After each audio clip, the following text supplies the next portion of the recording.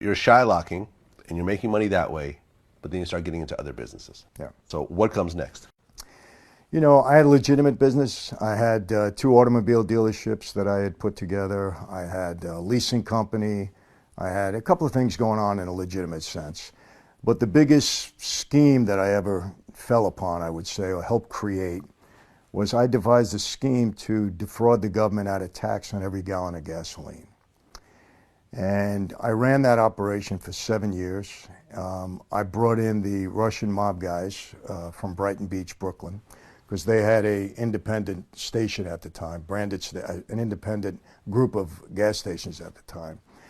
And we did quite well. I had, at one point in time, I had over 350 gas stations that I either owned, operated, or was delivering product to.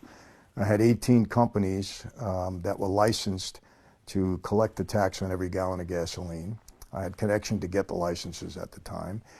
And at one point in time, I was selling 500 million gallons of gas a month, and we were taking down 30 to 40 cents a gallon. So if you do the math, it was a significant amount of money. There was times we were pulling in $10 million a week.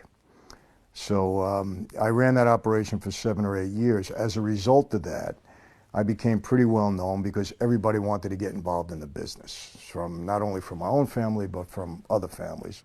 Okay, so you're basically charging a tax that didn't exist on gasoline? No, we were collecting the tax rather than paying the government. We were Oh. keeping it.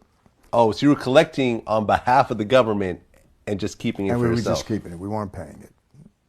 Okay. And you're bringing in sometimes 30 or 40 million a week? Yeah, well, the tax on a gallon of gasoline back then was 25 to 30 cents city, state, local, depending upon where you were located, and it was 9 cents federal. So you had about 40 cents a gallon. So we were essentially selling the gas, collecting the tax, not paying the government. And we had a scheme devised to hold the government off. And normally on any license that we had about 10 months before the government would come down on that company and say, okay, where's our money? We held them off for 10 months, but every day the register's ringing because we're selling gas, we're collecting tax money.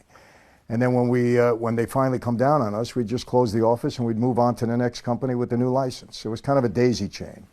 And they couldn't figure out what we were doing. Almost like a Ponzi scheme in a way. In a way, but the only victim was the government.